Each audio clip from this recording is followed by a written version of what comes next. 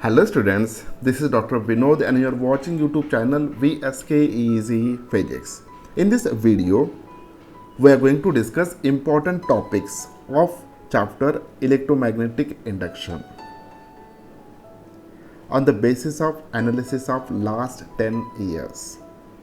पिछले 10 साल में जितने भी एंट्रेंस एग्ज़ाम हुए, स्पेशली मेडिकल एंट्रेंस एग्ज़ाम, उन एंट्रेंस एग्ज़ाम में किस टॉपिक के ऊपर मैक्सिमम क्वेश्चन पूछे गए हैं ऑन दिस चैप्टर, वो हम इस वीडियो में डिस्कस करेंगे।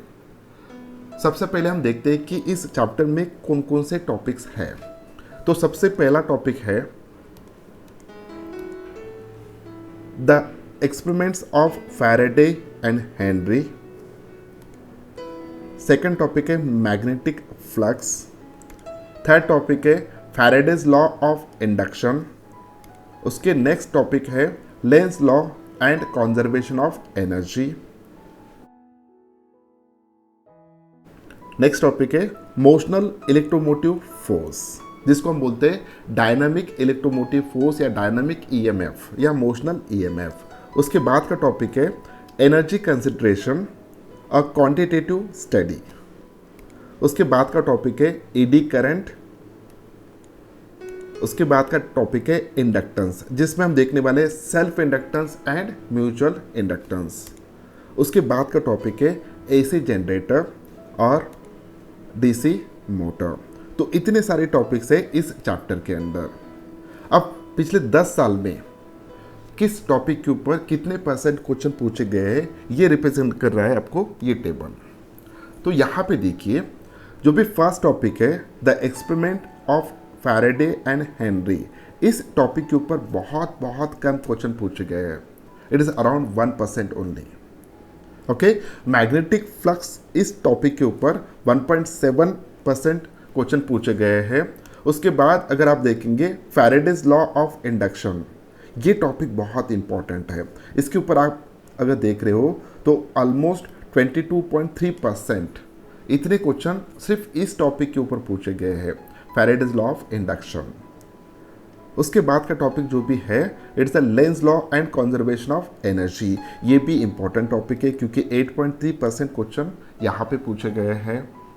उसके बाद का जो टॉपिक है it is nothing but the motional electromotive force.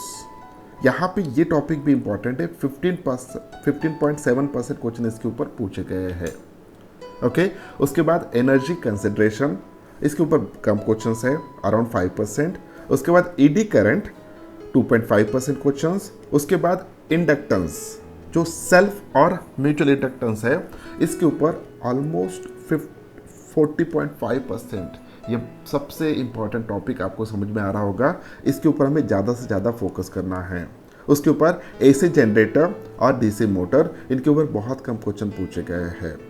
तो यहाँ पे जैसे हम देख रहे थे कि जो टॉपिक्स है उनमें से हमें किस टॉपिक के ऊपर ज़्यादा फोकस करना है, तो सबसे पहला आता है Faraday's law of electromagnetic induction. उसके बाद motional EMF, that is a motional electromotive force. उसके बाद इंडक्टेंस।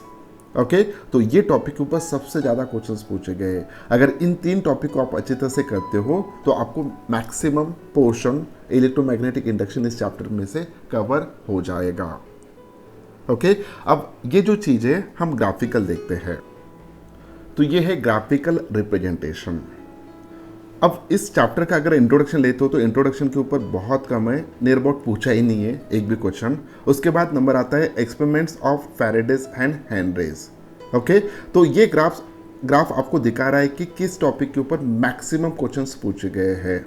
जैसे कि self inductance and mutual inductance, इसके ऊपर 40.5%। उसके बाद सेकेंड नंबर का टॉपिक है जो हमें फोकस करना है, वो है Faraday's law of induction 22.3।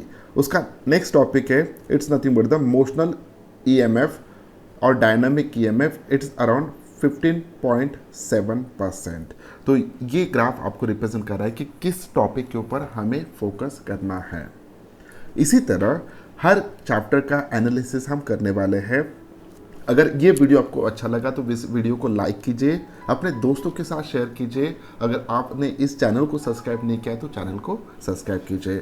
Thank you very much, bye bye.